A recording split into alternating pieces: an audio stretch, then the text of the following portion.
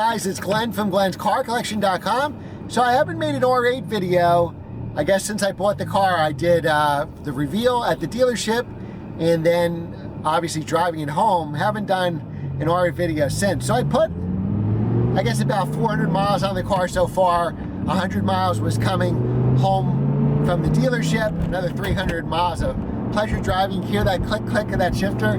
It's so cool.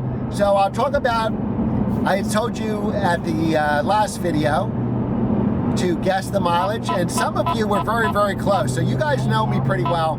You know I like low mileage cars. I think I kind of hinted that this was a low mileage car. So most of you guessed about 25,000 miles. R8s, most of the R8s I see for sale, the V10s, manuals, and there's very few for sale, are usually in that 40,000 mile range is where I see them.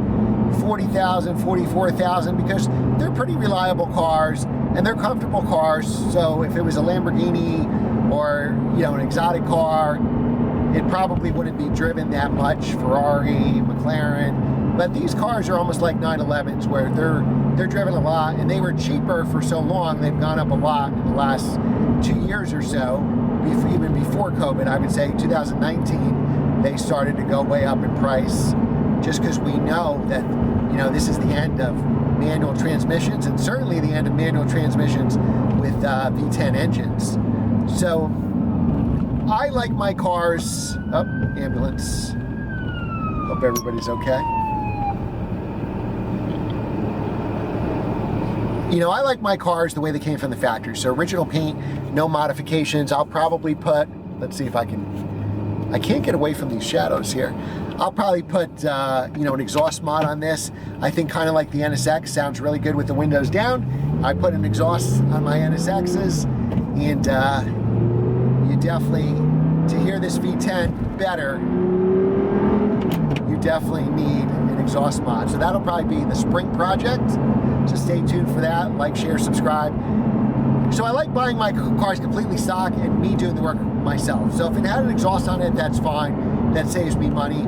But bolt-ons are okay. But otherwise, I kind of want the car the way it came from the factory, because I like to have that experience as if it was 2011 all over again. I don't even know if I said the year in the first video, but it's a 2011. So manuals are essentially 2010 to 2015. Very few facelifted car manuals, which are 14 and 15. I think I can pass this guy here.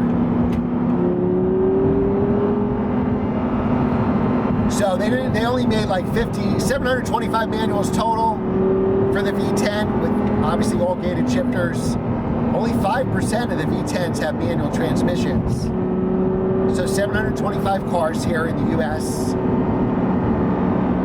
And it was really hard to find one of those cars. I originally did a review of the V10 manual versus a V8 S-Tronic. The dual clutch transmission didn't come to 2014. Before that, where there were R-Tronics, and 08s were all V8s. 09s, at the very end of model year 09, they did a couple stick shift V10s, but that's pretty rare. Most of them are 10s, 11s, and 12s. And then there was no 13 model year, and then 14 and 15, there's like, I think, 50 V10 manuals in 14, and even less in 15. The R8 GTs were all R-Tronic, which was the single clutch, like the E-gear, and then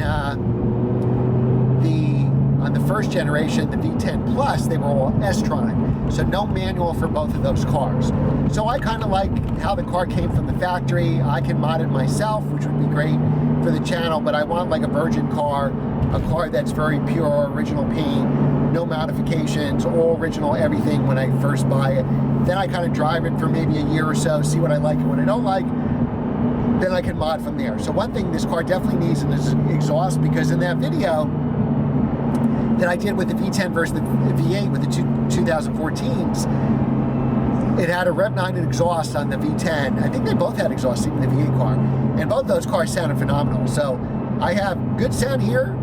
I mean, let's face it, there's great sound in V10, naturally aspirated, that goes to 8,500 RPM. But more is better. So I definitely want to get an exhaust for this car. I'll probably do Rev 9, but I'll look into the other ones. Rev 9 is pretty cheap. Like a titanium Rev 9 is like $1,300. So for that kind of sound, it's would be amazing to have. So most of you guessed, getting back to the mileage, I went way off on a tangent there, like I usually do. Getting back to the mileage, most of you guessed about 25,000. That's a really great guess. For a 10-year-old car, it's only 2,500 miles a year. This car has less mileage than that, but I looked at the Carfax, I'm the third owner. One owner owned it for about 10 years. One owner owned it for less than a year and just traded that and an E63S wagon, a 2020, to get a GT3 Touring. So this car, even though I bought it 100 miles away, spent most of its life about 20 miles from my house. So isn't that always the way? And I tried to buy this car around the time when I bought the S2000 and it sold right away. So this car came back at the same dealer I bought the Miami Blue Porsche from. Oh, now we got some sun here. And, you know, I didn't want to miss it 2 times. I knew I would regret it. Prices are getting crazy out of hand. I think I got a decent deal or a good deal for the amount of miles that are on this car. So I was looking at cars with 40,000 miles that were the same price as this car, and I scored this and it has less than 25,000 miles. So some of you were pretty close with the guesses. One was so close, eerily close, that I think you may have had something to do with the dealership, or if you've seen this car, because you almost hit the nail on the head, which would be impossible to do. So most of you guessed 25,000 miles. I don't think there were many too high mileage guesses, because I think I gave this thing guzzles gas like you wouldn't believe. I'm getting this whole 50 miles, 60 mile trip, I'm averaging like 16 miles to the gallon. I'm mainly on the highway. So, yeah, I think I said that it was a lower mileage car, or you know how I like my car. So nobody really guessed high mileage. The majority of you guessed about 25,000 miles, and one of you almost hit the nail on the head. So the mileage, somebody guessed, Peter Greco, and great guess Peter, guessed 18,000, like I'm driving, so I'm not gonna read it off my phone, maybe 40 miles more than this car had. So this car has, when I bought it, had 18,647 miles. I think Peter guessed 18,000, like 687 miles. Like he was off by 40, so that's phenomenal. Unless you've seen this car or seen it at the dealership or saw it for sale, that's a phenomenal guess. Somebody else was very close, I think guessed about 18,000. So that's what it was, 18,647. As I'm filming this, I have 19,014, so 19,014. And this car is just a phenomenal car. I'll talk into, believe it or not, you can get an Audi or a Fidelity warranty. I'll do another video, what I decided to do on that. We'll do mods, we'll do my favorite things about these cars on initial impressions, so you'll see a lot more videos. So remember to, if you're already a subscriber, hit the notification bell. If you watch this long, you might as well subscribe. Like and share this video so our channel can grow. Always liking and commenting helps the algorithm in every video.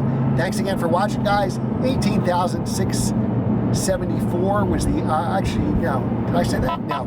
18,647 was the answer. All right, guys. Thanks for watching. I'll see you next time. Take care.